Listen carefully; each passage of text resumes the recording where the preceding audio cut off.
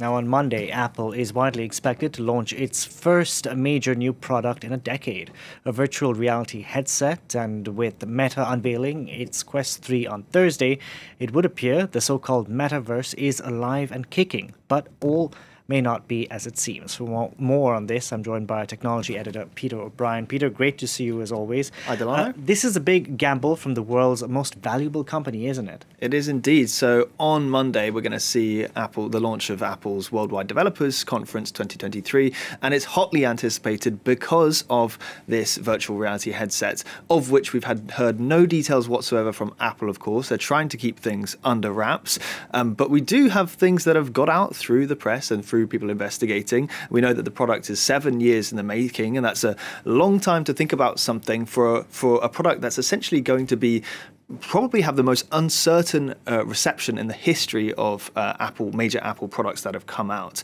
I mean, given the loss in interest in virtual reality and Mark Zuckerberg's so-called metaverse, some are expecting Apple to even downplay the launch, which is something they've not had to do for a major flagship product before, or perhaps they'll angle it more towards professionals or developers. We'll have to see what their strategy is. One huge potentially limiting factor behind this headset is the price. It's reported to cost $3,000 once it launches this autumn. Just compare that to the Meta Quest 3, which has just been unveiled, which is going for a sixth of the price at $500. And that's a road-tested product that's already been through a couple of iterations. Bloomberg's Mark Gurman has the inside story on the development of Apple's new headset, which is reportedly going to be called either Reality One or Reality Pro. He reports that initial sales expectations were about 3 million a year in units, and now they've been revised down to less than 1 million. So that would be actually worse than the original iPhone, the original iPad, and indeed the Apple Watch. But Apple has beaten expectations in the past. Absolutely. They have been slow to ship some products on a big scale before later on really catching up. So the Apple Watch, 8 years ago it released and only hit a quarter of its target of 40 million units in the first year. But now Forbes reckons it outsells the entire Swiss watch industry. Wow. The iPhone, look at that, for instance, it sold just shy of 1.5 million units in its first year. We all know what a success the iPhone has been now. But still, it's not just the price of this new headset or the lack of enthusiasm for virtual reality in general that could limit its new success. Gurman also reckons that it lacks a so-called killer app.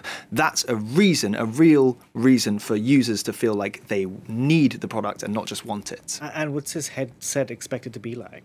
Well, through these various leaks that we've seen, notably in The Information, we can reasonably guess that it will be the most elaborate, most sophisticated VR headset available to the mass market.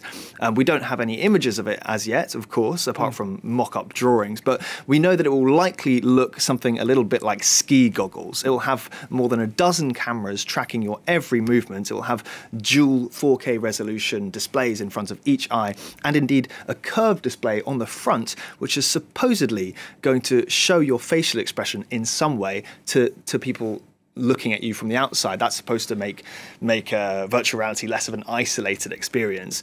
You're also meant to be able to flick between virtual reality and just seeing the world around you with the touch of a button, and expect, of course, Apple's apps to work seamlessly across it as they do across all Apple devices. But one thing that's disgruntled a lot of pundits looking at the leaks is that the battery life is supposed to only last about 2 hours, and the battery is indeed meant to attach to your waist or go into your pocket and be connected by a cable to your headset, which seems a bit clunky, but we'll have to see.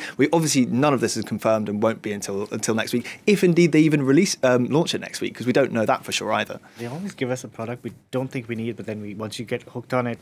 Anyways, some pundits have said that the metaverse is dead. Mark Zuckerberg's metaverse. Is it dead? I'd say it's on life support. To take you back in 2021, Mark Zuckerberg really bet his entire company on this idea of the metaverse, the idea that people would be walking around with devices strapped to their heads that allowed them to interact with the virtual world. I mean, he changed the name of his company from Facebook to Meta. That's how dedicated he was.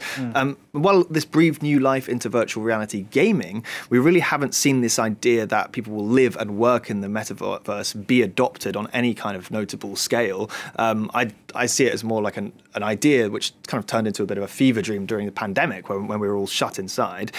In October last year, the Wall Street Journal reported that more than half of Meta Quests, which is Meta's virtual reality headset, aren't in use 6 months after being bought, so they're just collecting dust in drawers. That's not to say it's a bad product, and of course the Quest 3, which was just announced this Thursday, looks promising. Thinner, lighter, more powerful, looks to cement Meta's hegemony in the VR headset market. But the market itself is shrinking. It's declined more than 50% year on year. Look at other big tech companies. Microsoft has scaled back its VR ventures. Disney has shut its metaverse strategy team down completely.